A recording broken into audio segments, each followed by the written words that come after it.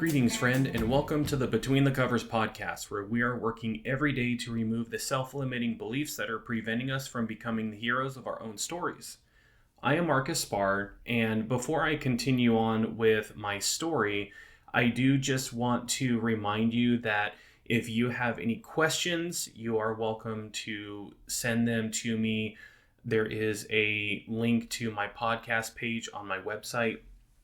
And on top of that, also, there are free resources available on my website as well, not just my podcast, but I will try and do better about including some more and updating it more frequently in the future. Now, back to my story. I left off with a little bit of a cliffhanger about the dark years of my high school. And this was a very difficult time for me.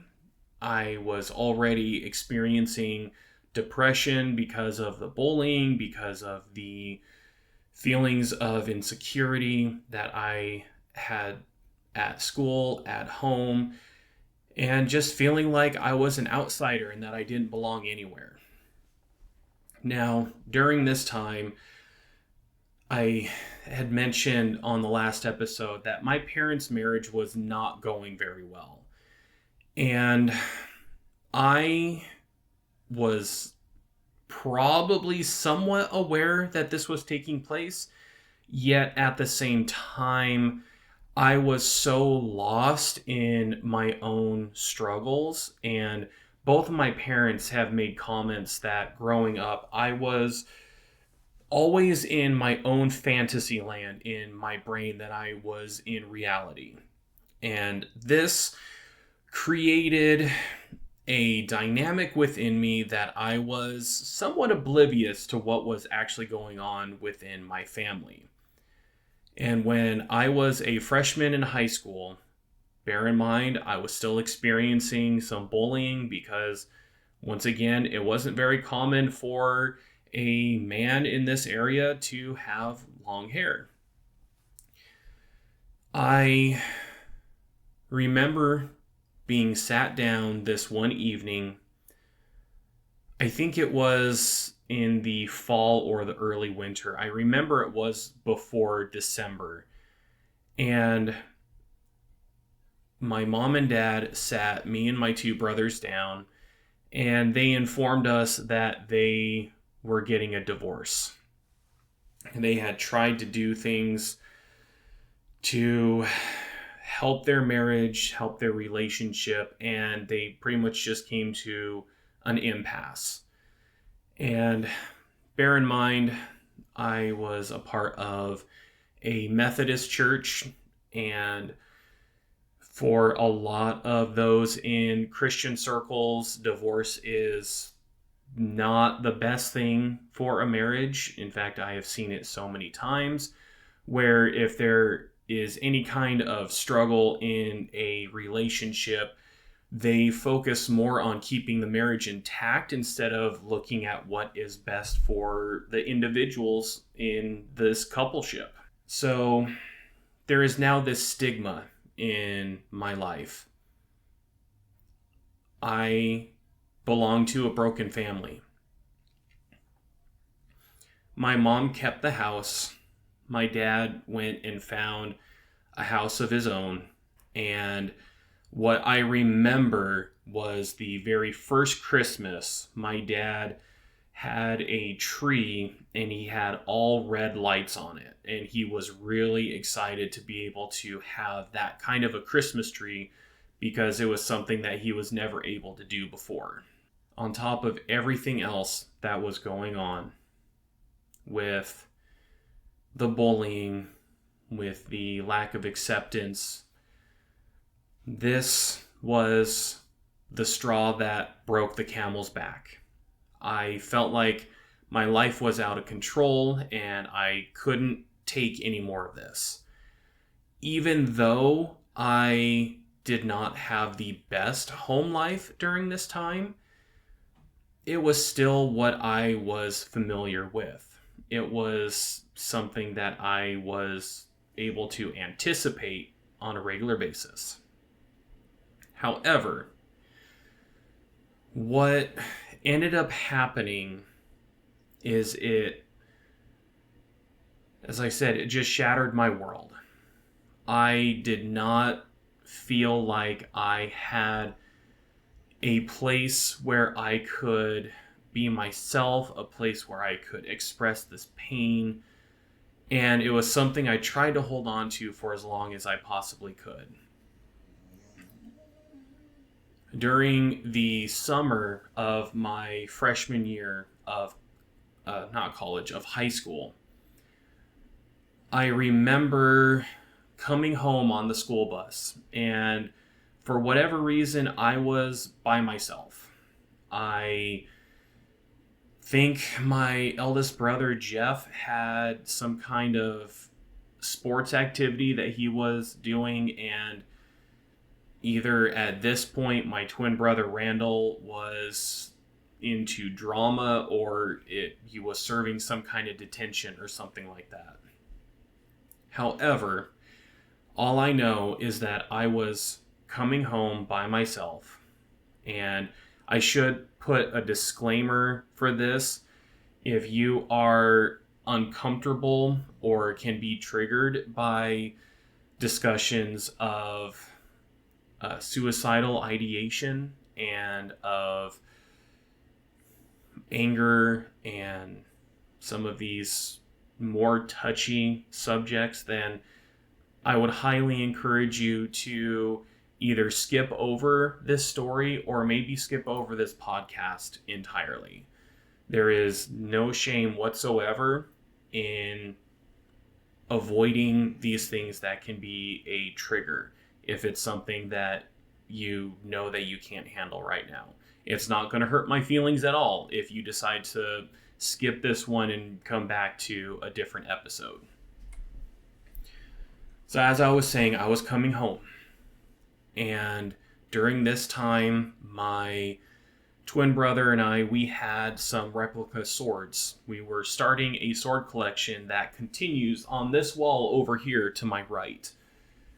And while I was sitting by myself on this school bus, I was thinking of which of the swords that we had in our closet was going to be best to just run myself through.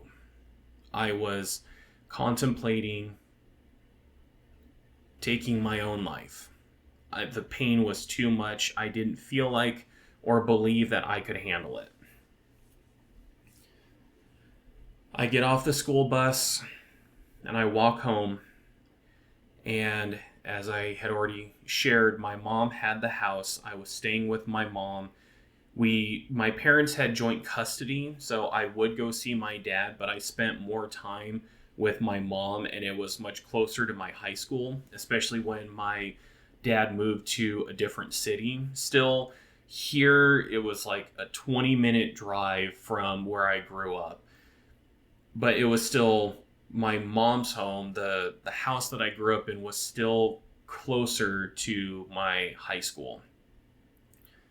And I enter the front door and I start heading downstairs, and I had the plan. I had decided which one it was going to be, and I was on my way to my bedroom where these swords were in the closet. And as I got into the hallway in the basement, there was a landline telephone that was just hanging there on the wall. It had been there for years. And this is where I could say that there was some kind of spiritual nudging that was taking place, or it was just my own conscience was really kicking in, and there was a part of me that really didn't want me to follow through with this plan. But as I am taking the final step down into the basement, the phone is right there, and I just drop my backpack on the ground, and I pick up the phone, and I dial the number to my mom's work. I wait for a little bit to get transferred over to her line. And as soon as my mom picks up, I just say, "Mom, I don't want to live anymore." This was a desperate plea for help. This was a desperate plea to get some kind of support for the pain that I was going through. And my mom heard it loud and clear. She told me, "Don't do anything. Just stay there. I am coming home right now." And she called my dad, her ex-husband at the time, let him know what was going on. And within 10, 15 minutes or so, both of my parents were there and were working to support me through what was going on. This was a very dark period for me.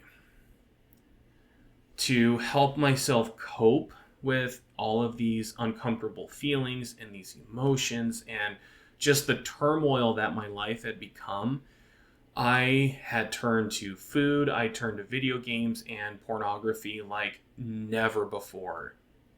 I was doing everything I possibly could to make myself feel better and distract myself from whatever was coming up inside of me. While all of this was going on, all of these emotions that I had been tamping down were starting to come out. And they weren't coming out in healthy ways. I became explosive with anger. I would go from being completely depressed to just being full on raging on the turn of a dime. And I remember at one point, I think this was during my sophomore year, I was with some of my friends before our first class started for the day, and we were hanging out in one of the computer labs. And my friend Matthew had said something to me that just triggered my anger. I was so angry at him. And I remember literally lumbering and chasing him around tables with computers. And if I got to him, I was going to strangle him for what he said to me. And he was fortunate that the bell rang for class to, well, not to begin, but it was like the 5-minute warning bell, so everyone's heading to their classes. And that's when I knew something was not right. By this time, it was my birthday when I turned 15, and I was coming to the end of my freshman year of school, that my mom gifted my twin brother and I a puppy. And this puppy, we named Lucia, named after, at the time, one of the video game characters from a game that I was absolutely in love with. It's called Lunar 2 Eternal Blue. And again, this is a very dark time of my history. And one of the things that I had this really difficult time where I didn't want to have a girlfriend. I saw what happened with my eldest brother and my twin brother in their pursuits of having a romantic partner in their lives, and how it was impacting their grades. And just there is something about men when they fall in love that it's like all common sense just falls out of their heads. And I was not going to let something like that happen to me. And yet, I was also so desperate for some kind of comfort that what I chose to do instead was I fell in love with fictional characters. I fell in love with anime characters. I fell in love with video game characters. And Lucia from Lunar to Eternal Blue, during the time that we got this puppy, was the latest of my fictional video game crushes. And this dog literally became a lifeline for me. While she was a gift to both my twin brother and I, eventually my twin brother decided to move out and he wanted to live with our dad. And I continued to live with my mom. And I mean, for a while there, I was the only one living with my mom. And so Lucia became my dog. And I was still struggling with depression, and I was explosive with my anger. And I remember coming home from school this one day. Maybe it was even my junior year at this point. My high school years were all a blur to me. And I come home and I go through the gate at the side of the house to see Lucia. And I see that she got to one of the pool noodles and had made a righteous mess with it. I was so angry that I rolled up a newspaper and just started, I was holding onto her collar and I was just smacking her rump in an attempt to discipline her. And I went too far and she got so scared of me because I was out of control. I saw how scared of me she was in that moment.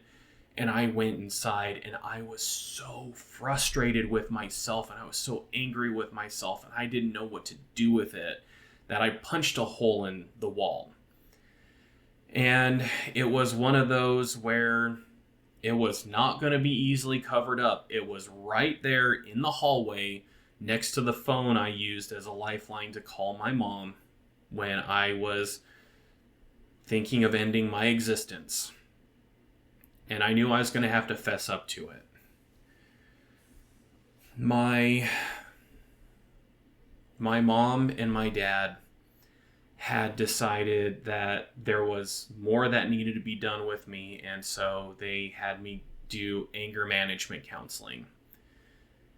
And I remember sitting with this counselor, talking with him about all of these difficult feelings that I was experiencing. And I had told him how what I wanted to do was I wanted to not feel the bad feelings, but I wanted to feel the good feelings. So I wanted to experience joy and happiness and contentment, but I didn't want to experience sadness and anger and disappointment. And this man, so wise, had looked at me and he said, "That's not how this works. You can't have one without the other. You have to have what I have come to say as the comfortable emotions and the uncomfortable emotions. You can't pick and choose what you feel." And then once I found that out, I told him then I want to be a Vulcan from the Star Trek universe where they suppress their emotions. If I couldn't do without the anger and without the sadness, then I was going to do without all of the emotions. Really good thing for someone to determine in their life, especially when they're already having troubles keeping their emotions in check. Let's just not feel them, period. It really wasn't any different than what I was doing in middle school. But I tried to do everything that I could to just stamp down the emotions. And it kept my anger in check. It kept it at bay. But I also was a miserable individual. I was doing everything I could to not feel anything. To not feel love. To not feel acceptance. To not feel joy. I was doing everything I could to eliminate all emotion from my existence.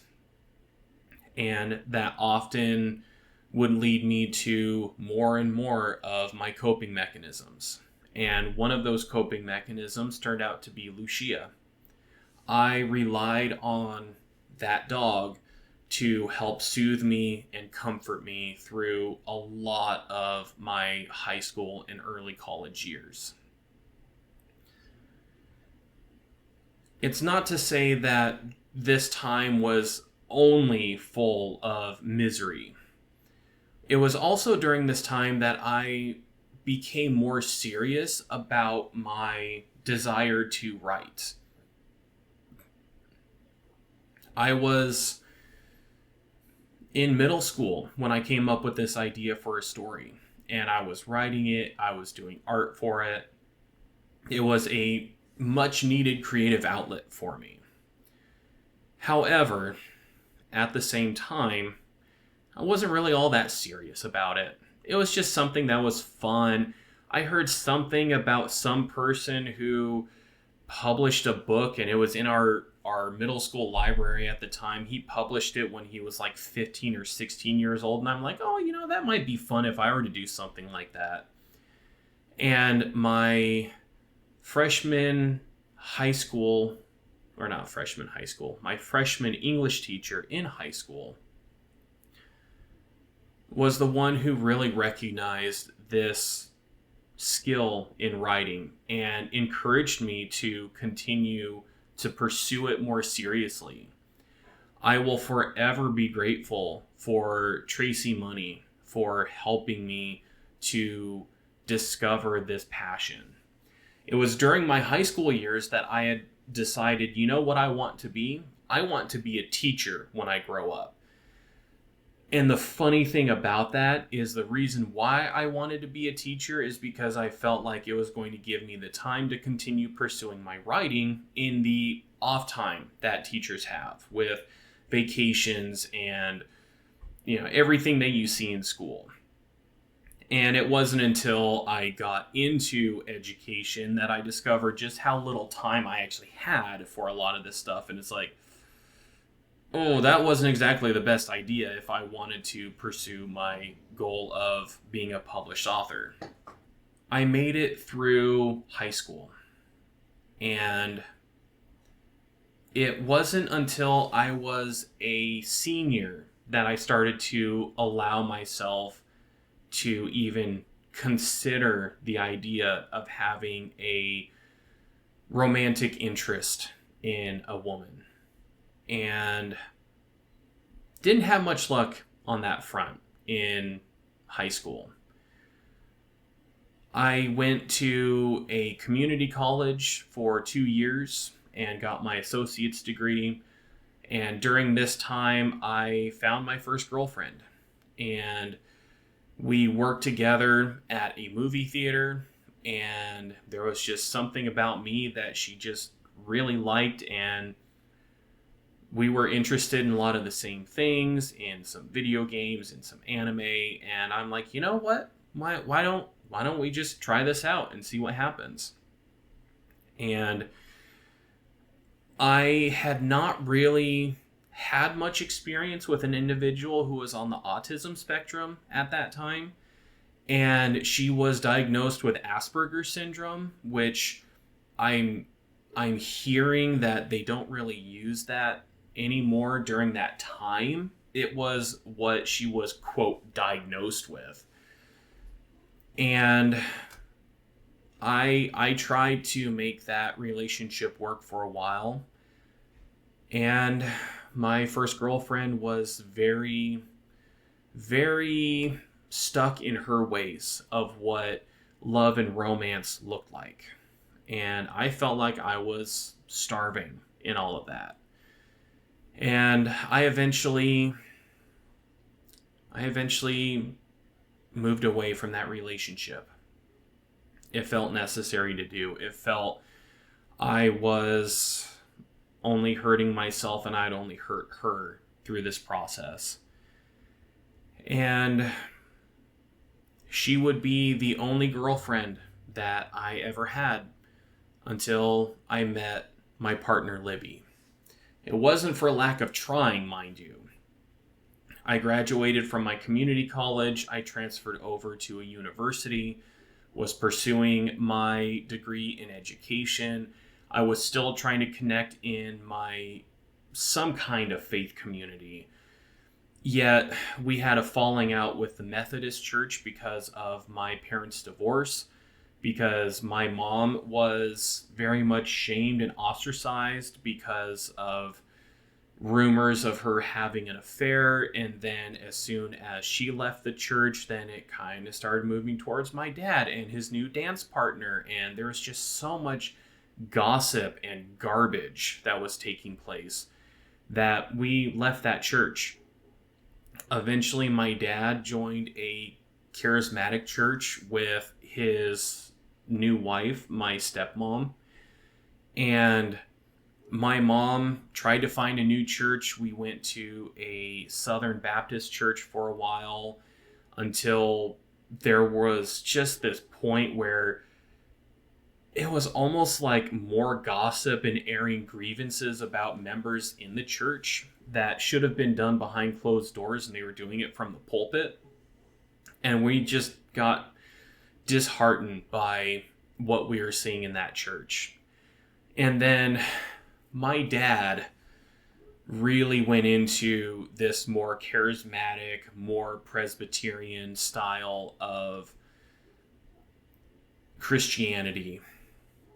They did not say that they were Presbyterian, but there was a big emphasis of the moving of the Holy Spirit, of speaking in tongues, of placing hands on people and just watching them collapse to the floor. And I was still struggling with these feelings that I didn't belong. And as much as these people tried to help me feel like I was a member of this church and this community, I never felt that. I remember there was this evening service that we went to, and there was a lot of loud music and worship, and there were a lot of praying over people being moved by the Holy Spirit, people collapsing to the floor.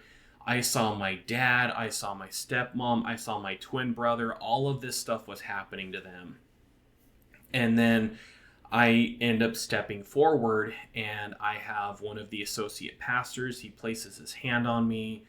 At this point, my dad is there.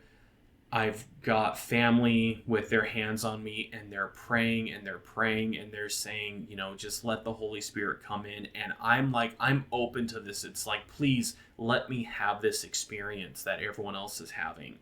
And I experienced nothing. I didn't feel anything move inside of me. I just stood there. And the longer I stood there and I wasn't collapsing to the ground, the more forceful I felt this pastor pushing on me, as if he was trying to force me to get down. And then he just says that he was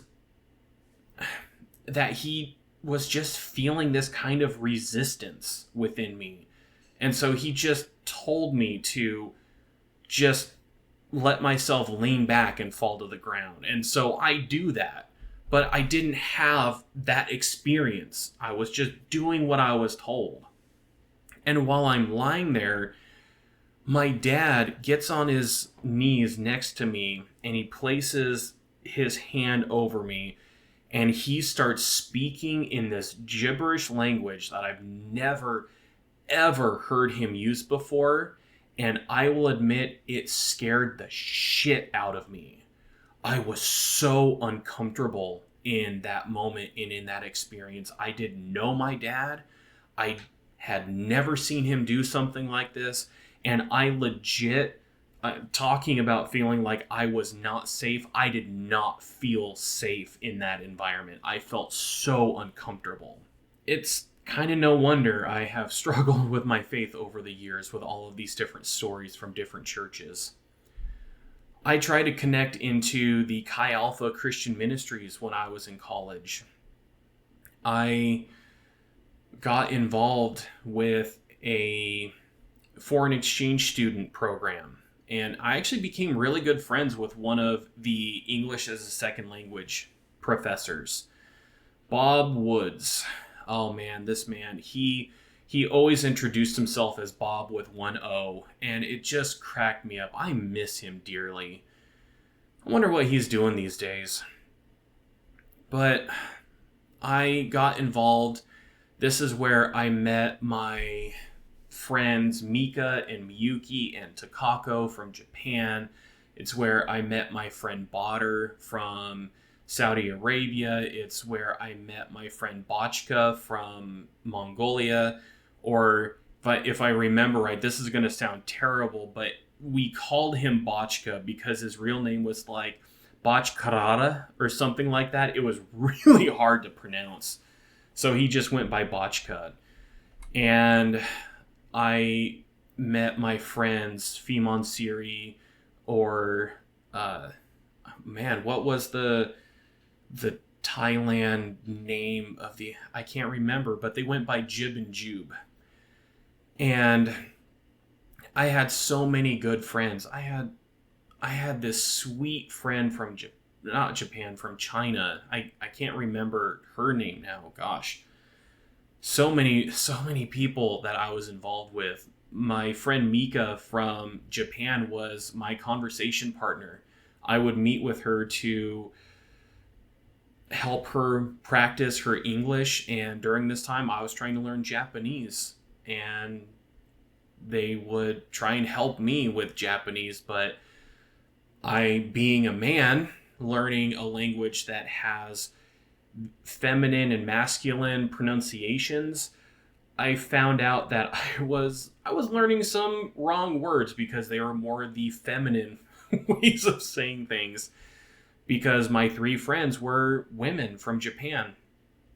And oh yeah, and that was also when I fell really hard for Michiko, another friend from Japan who ended up moving away to California, and I lost touch with her. And Kaori was another friend of mine from the education program. I had so many good friends, and I always wanted to meet and fall in love with and marry a girl from Japan. So I was trying to find someone in these exchange programs who felt the same way for me as I did for them. Didn't really go that well. I fell hard for Michiko, and then she moved away and I lost touch with her. I fell hard for Miyuki, and then her time was done and she went back to Japan, but she also had a boyfriend waiting for her in Japan. And I kept striking out everywhere that I went. Ironically, it was during this season that I did not really struggle with pornography, like actually viewing pornography. I still fantasized a lot, and I would still go back to porn that I had seen in the past, but I was living in an off-campus apartment all by myself, and money was tight. This was during the season where I accrued the most debt that I ever had. And it was some poor financial choices. It was trying to live on my own without having a roommate. And so one of the things I didn't have was the internet. I would use the campus computers in the education building in the library to do research and to write papers and that kind of stuff, but I did not have internet in my apartment. It's so interesting how different these experiences can be for others. Originally, my twin brother was going to join me, and we were actually going to go to the same school together. We were going to room together and everything. And while we were working for our associates, he met and fell in love with his first wife. And she didn't want him moving away. She's like, why go there when you can just attend this branch of Washington State University here? And so he stayed, in the area that we grew up in, he eventually married his first wife. And I went on my own. This was the first time I was truly on my own. And I finally explored alcohol for the first time. I tried sake, and then I tried wine, I tried beer, and then I tried harder spirits and liquors because I was so against having any kind of alcohol. A lot of that was because of a lot of the dogmatic thinking that I had through my Christian upbringing. Though my family would drink, I did not like it. I remember my dad had me try beer, and it was the most disgusting thing I'd ever tried. And on my 21st birthday, my eldest brother kept mocking me with this tall can of like Coors Light or something like that.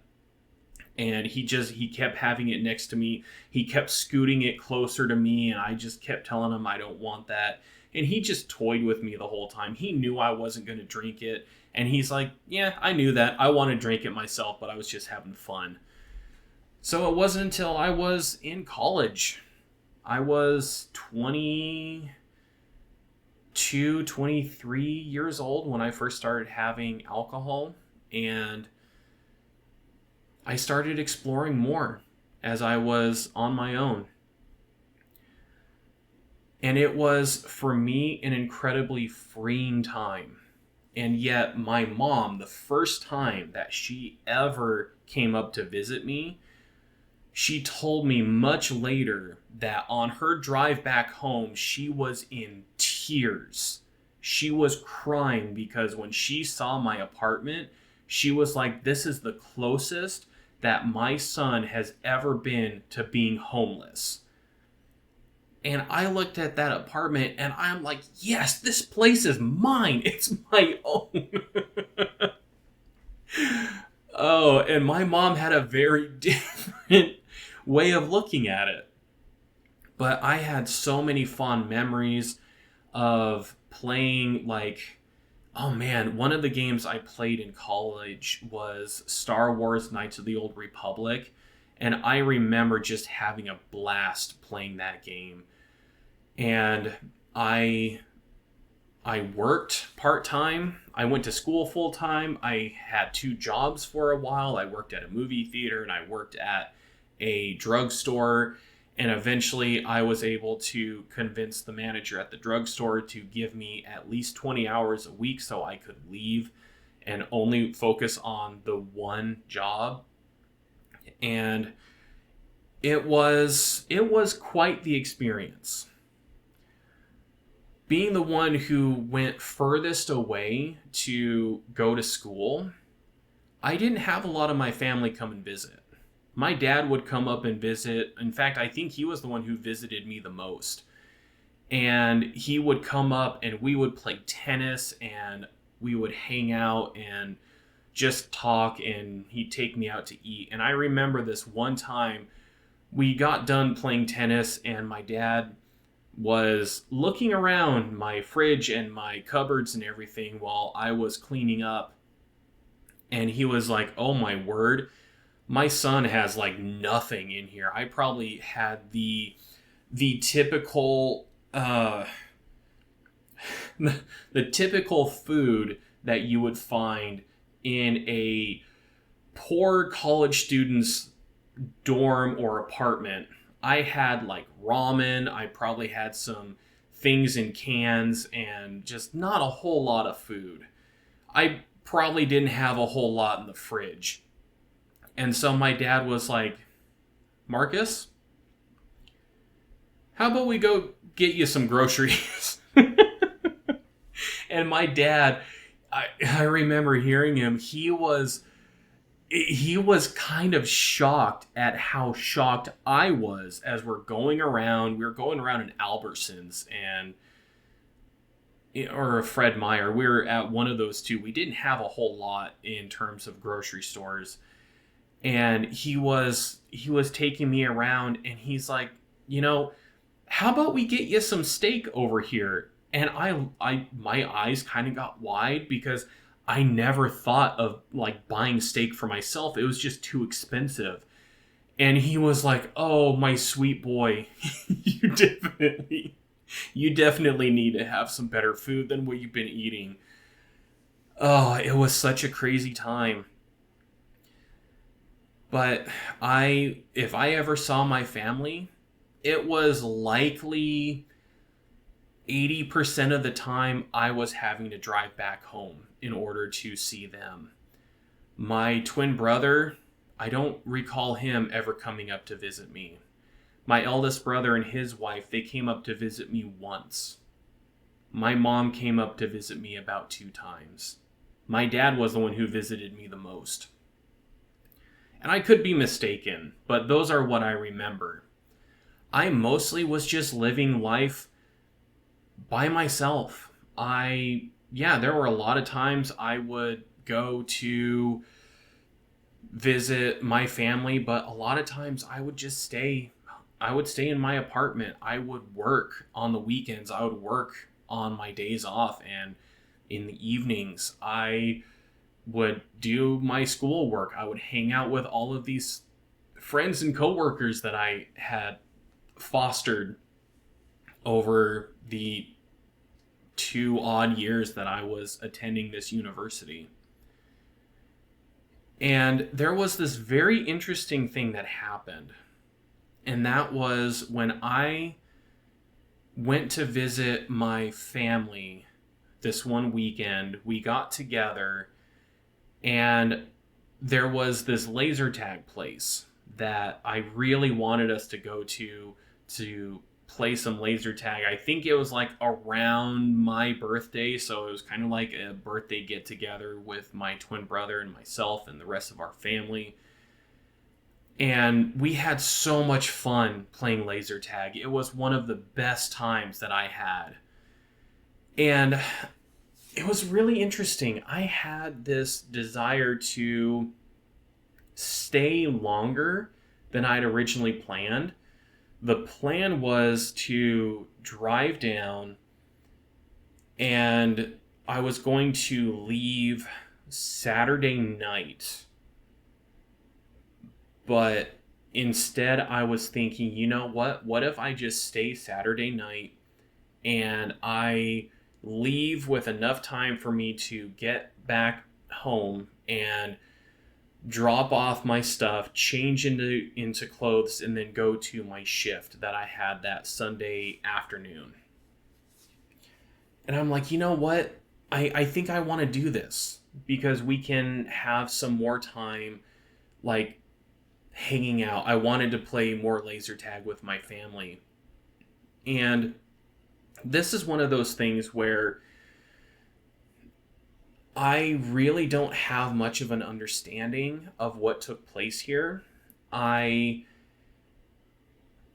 not the most spiritual person anymore, but this is something that I can only describe as being a spiritual experience. Once I had made this decision to stay longer and stay one more night, I was suddenly overwhelmed with this sense of loss and despair. And I was like, oh my word, something is going on here.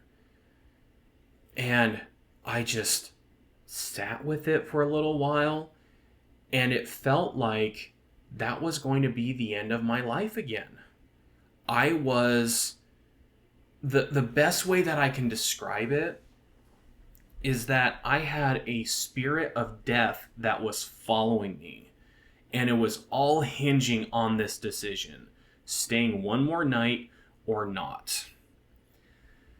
And as I pondered on it, as I thought, I'm just like, you know what? I think I'm just going to go home tonight. I'm not going to stay one more night. I'm just going to go home. And so I started to go through a very incredible grieving process. I called and I talked with my dad for the last time. I spent money that I didn't have in order to buy the last video game for my twin brother that I was ever going to buy for him. I remember the game that I bought him, it was the Mega Man X Legacy Collection on the GameCube, I think it was. And I had dinner with my mom for the last time before I left. I was doing a lot of the last things that I would ever do.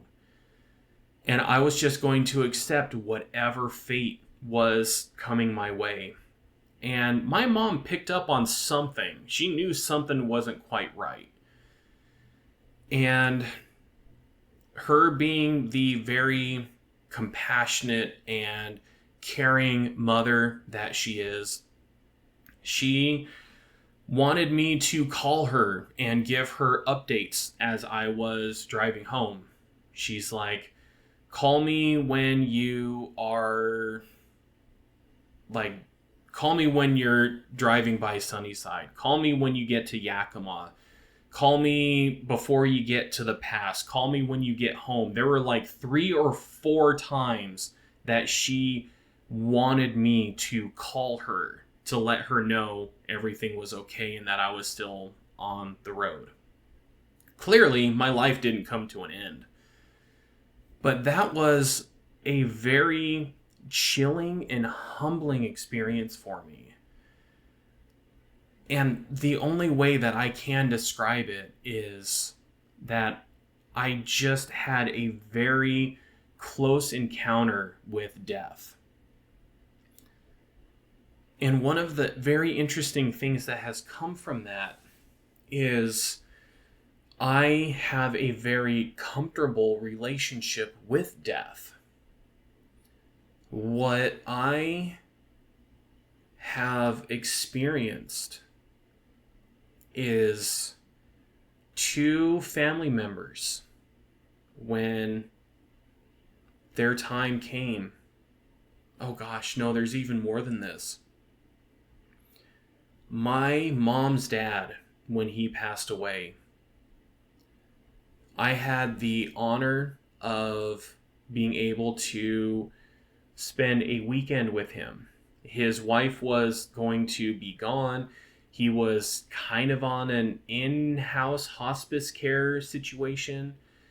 His wife was a little concerned about him being home alone, and so I was talking with my mom, and she was telling me about this, and she's like, what would you think about going in and spending the weekend with him while Barb is away? And I'm like, yeah, I'll do that. And I loaded up my GameCube, and I drive over, and I spend the weekend with him. And I remember I spent a lot of that weekend on my GameCube playing Harvest Moon: A Wonderful Life.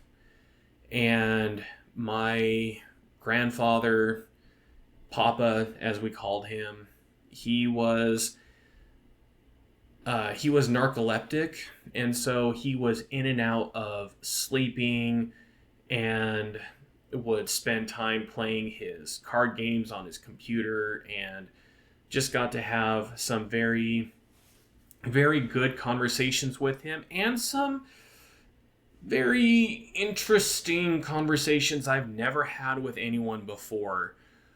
Him growing up in a very different time, and I'm not going to go into details about what he said, but he had some very interesting racist ideas, and at some point with the combination of sleep and how he was doing mentally at this time, I want to say he was in his 60s, but he had been such a smoker for so long and had such a troubled life.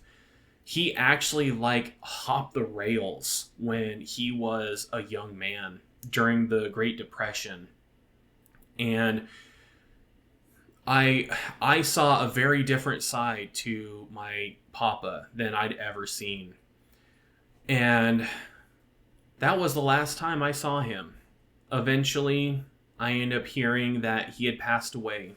And I remember we got to see his body before the funeral, and my twin brother, I remember watching him. He went in, we all went in together, and he was in his casket, and his skin was so pale, and I remember I was very influenced by the Fellowship of the Ring movie at the time, and I remember leaning down and I gave my papa a kiss on the forehead and said, "Be at peace." And my twin brother, I remember he went in there and he saw our papa, or what was left of him, and tears welled up in his eyes, and he was like covering his mouth, and he left the room. And then he had to come back in and look. It was almost like part of his brain was like, this can't be real. No, I have to leave. Wait, was that real? And he had to come back in order to confirm that, was this real? Did this actually happen? And eventually my dad's dad ended up passing away. And I remember I was told, I was at school, and they're like, hey, your Paca's not doing well, and when you're done with your day, you might want to come down. We don't think he's going to make it through the night. And I'm like, I will try, but when I am done with school, I have a shift at work, so I won't be able to leave until after I get off of work. And I didn't get off work until like 9 that night. It was a closing shift. And I already had things loaded up in my truck, and it's like, as soon as I got off work, I was going to drive. I was just going to drive. And I kept having family calling me. Hey, how are you doing? Where are you at? And I would give them an update. It's like, yeah, I just left. I'm on my way over. Okay, well, don't rush, don't hurry, don't speed to get over here. And I heard that from several family members. And I was told that, I think it was my eldest brother Jeff called me right around when I was in Yakima.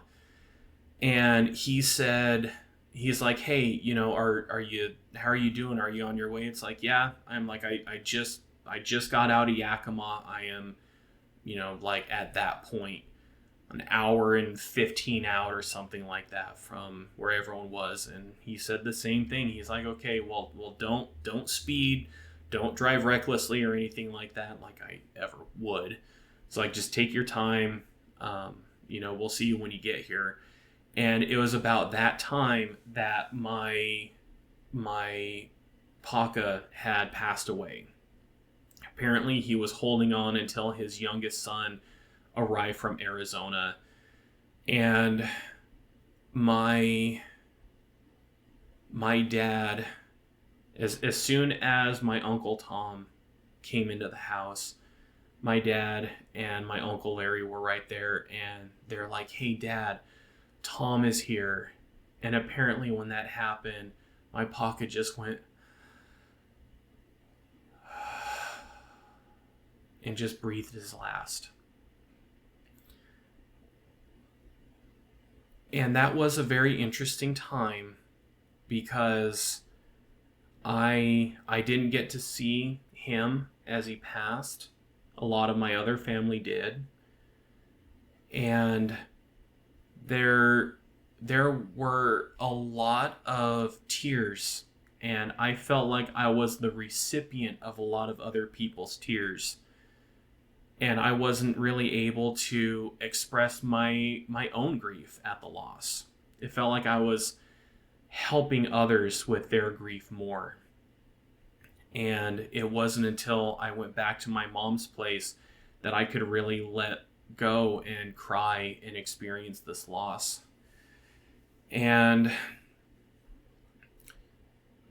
Wow, this is just going to be a longer episode, I guess. I've got a lot to say about this. During this time when I was in college, I had to give up Lucia. And it was one of the hardest decisions I ever had to do. And the person who was taking care of her was not doing a great job of taking care of her. And he was dating my mom at the time, and my mom and him just were not really getting along, and he kept using my dog Lucia as a chip against her, and kept making comments about killing my dog Lucia. And I was coming back home to celebrate my birthday, and I trespassed on this guy's property, and I rescued my dog Lucia. And it broke my heart. She didn't recognize me at first, and she was in such poor condition. She had so much cheatgrass in her coat. She was more emaciated because she wasn't eating her food. Other dogs kept eating her food before she would get to it. And I remember I gave my mom a call to let her know I did it. And this was her idea.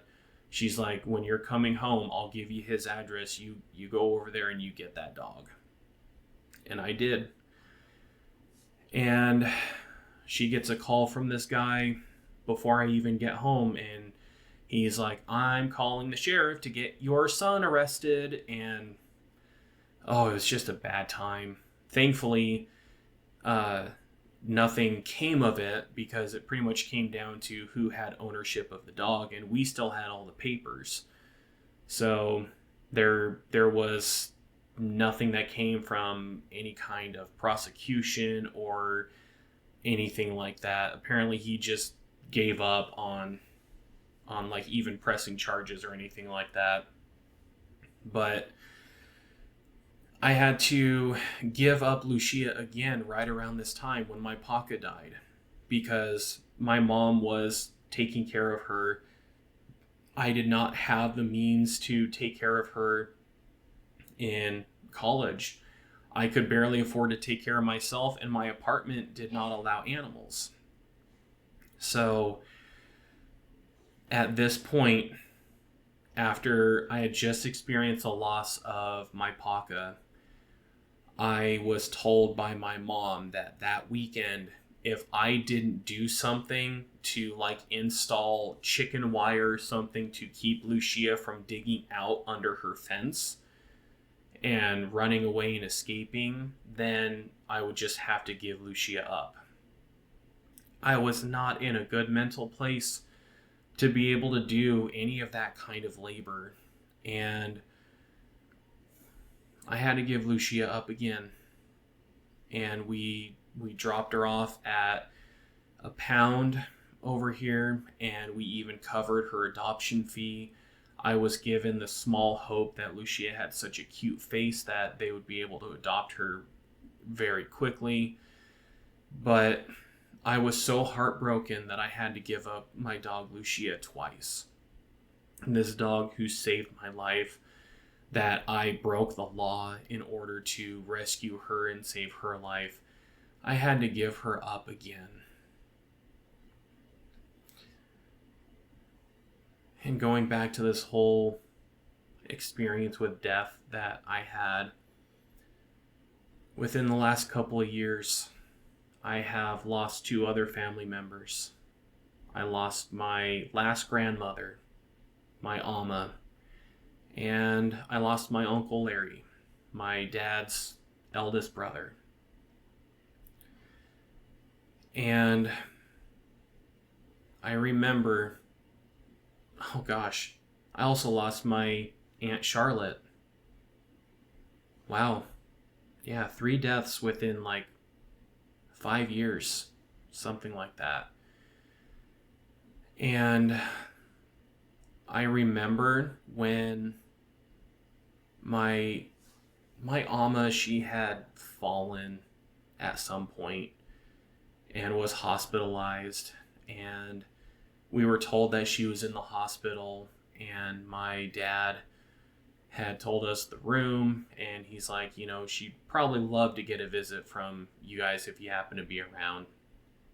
And when Libby and I got done with work, it's like, yeah, let's go see my Alma.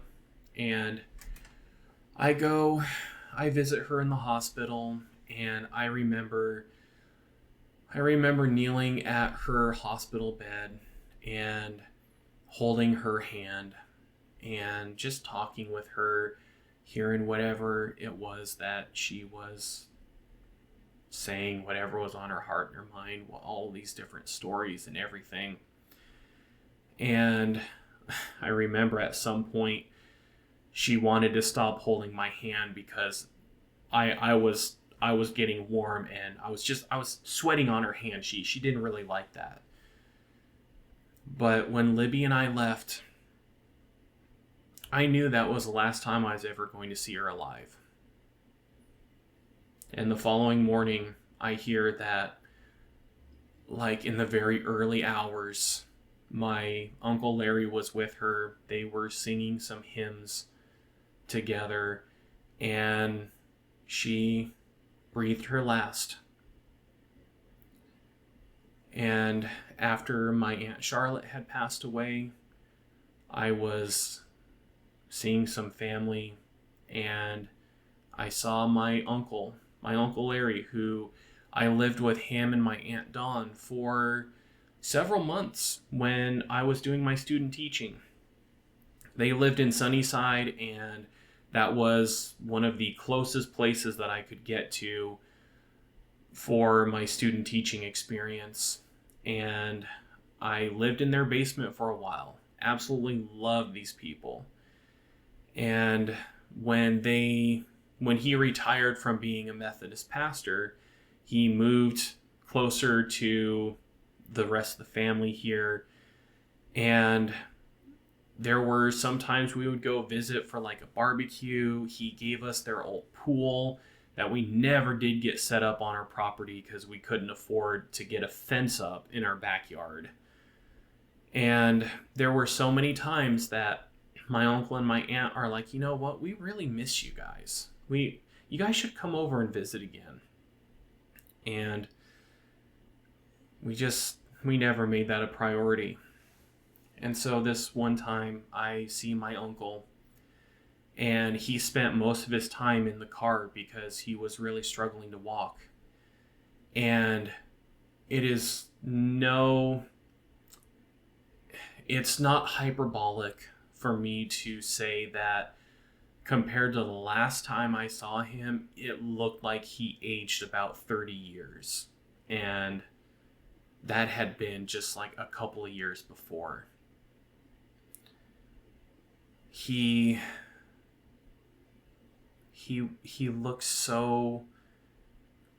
just looks so old and tired. And they had said the same things where it's like, you guys should really come visit us again. And Libby and I had done the same thing of being like, oh yeah, we'll get in touch with you. We'll try and make it happen. Even though deep down inside, we knew we weren't going to do that. It was more just of like the appeasing thing. But I knew that was the last time I was going to see my Uncle Larry. And it was. Within days, he ended up passing away too. And it's interesting. In my friend group, these people that I play games with, these people that I play Dungeons and Dragons with and other tabletop role-playing games, I am the oldest in the group. I'm the curmudgeonly old coot, we could say, at 40 years old, when the youngest is still in his late 20s. Most everyone is in their 30s. But I am so much more comfortable with death compared to most people that I know. I can even have a dark sense of humor, we could say, where I will share just some morbid comments. And some people are like, oh, how could you say that? And it's like, it happens to everyone. Death is inevitable. There is only one certainty in our lives, and that's death. Nothing else is truly certain. And I think a lot of that came from that experience, this encounter that I had with death when I was in college. It was very impactful and has created lasting change in my life. And that's one of the things where, while I don't call myself a Christian anymore, I can't really call myself an atheist either. Because I just don't know. I've had some of these very odd and just like spiritual kind of experiences. That's the best way that I can describe them. I think this episode has gone on long enough at this point. I'm looking at the recording and it's getting to almost be an hour and 10 minutes here. So I should probably wrap this one up. I will try and finish my story with the next episode so that we don't have any more that will come up after the next hero study. But that was a very interesting time of my life. My high school years and my college years, they were times of great despair, sadness, of depression, and yet there were also some very life-giving moments as well, as I started to express myself more fully as who I am. And we will hopefully end out my story as I talk about my life of meeting my partner Libby and everything that has happened since then. Hope you have been enjoying these looks into my story. I hope they are, if nothing else, thought-provoking. And until next time, live strong for today.